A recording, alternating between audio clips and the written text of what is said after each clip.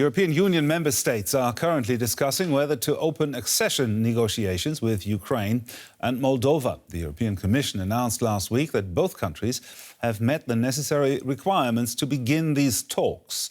However, the process is far from straightforward. In Moldova, pro-Kremlin parties are actively working to prevent the country from joining the European Union. DW reporter Grzegorz Szymanowski visited the autonomous region of Gagauzia, where a pro-Russian governor is staging a fight with the pro-EU Moldovan government. The protesters are loud and clear outside the court in Chisinau, the capital of Moldova. They came to support her, Yevgenia Guzul, the governor of Gagauzia, an autonomous region within Moldova. She is accused of illegal party financing. The state prosecutor claims she personally transported money from Russia to Moldova for a Kremlin-backed party. Guzul denies the allegation. I am on trial because I am the governor of Gagauzia. Today we're being punished and tried for having a different opinion, for wanting peace. We want to be friends with the Russian Federation and with other countries. Yevgenia Guzul is Russia's ally in Moldova. She regularly travels to Moscow, even meets with Vladimir Putin. Russian troops are already in Moldova, in the separatist Transnistria in the east of the country. Now Russia is courting Gagauzia, an autonomy in the south of Moldova, a country wedged between EU member Romania and war-torn Ukraine. Here in Gagauzia, Russia is employing soft power and money via Guzul's pro-Russian party, Pobieda, or Victory. Guzul won last year's elections thanks to support from Pobieda's founder, a fugitive Moldovan oligarch Ilan Shor. Ilan Shor was sentenced to 15 years in prison for stealing $1 billion from the Moldovan banking system. This almost brought the country to bankruptcy in 2014. But Shor is on the run. He is now residing in Moscow. And his influence over Moldovan politics continues from a distance. European Union means war, and Russia is a trusted partner and offers protection from all enemies. We say no to poverty, we say no to using us for war in the interests of others. We are an independent state and should decide by ourselves. And we shall eradicate evil European spirits from our country. Russia can count on some sympathy here. The Gagauz people are a Turkic minority and mostly speak Russian, unlike the rest of Moldova, which primarily speaks Romanian. Russia recently promised to pay out an equivalent of €100 a month to pensioners here. For some, it means almost doubling their pension.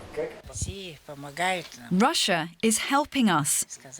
They said they'll be adding to our pensions for the next year. And we're grateful. Russia wants to give us money, and people are saying it's dirty money. It's our money, not dirty money. But others warn that conflict with the central government is costing Gagauzia more than the help is worth. The conflict reaches each of us who live in Gagauzia, because sadly our autonomy is now in isolation, diplomatically and economically. Our economic indicators are deplorable, investments are decreasing, budget revenues are decreasing, and some companies have left the autonomy. But Gagauzia's governor is showing no sign of backing down. And the struggle for Moldova's direction is far from over. Now let's get more on this from Grzegorz Szymanowski, who filed this report and joins us from Riga. Grzegorz, why do so many Moldovans feel closer to Russia than to Europe? Well, Gerhard, I think there are two main factors at play here in Gagauzia's case. First is the sympathy towards Russia, which is definitely there. We've seen it in the report. The language plays a big role. People in Gagauzia speak Russian. The education system is in Russian, unlike as in the rest of Moldova, where it's in Romanian. And ultimately, people also follow Russian media that play a big role in this region these days. On the other hand, we have the uneasy relationship between Gagauzia and Moldova. You have to know that when the Soviet Union collapsed and Moldova emerged as an independent state, Gagauzia actually declared independence from Moldova in the 1990s. There was some shared responsibility on both sides to prevent this conflict, and the bloodshed was prevented.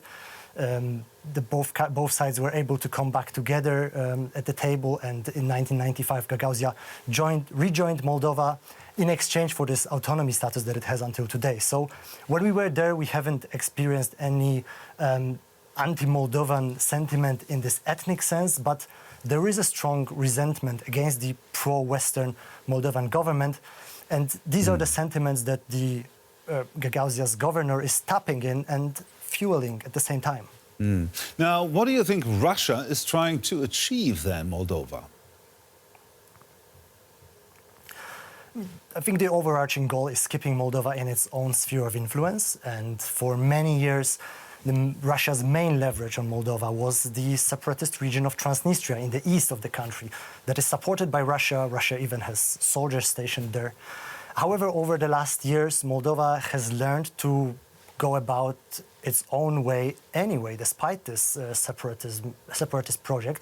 Moldova is approaching the EU.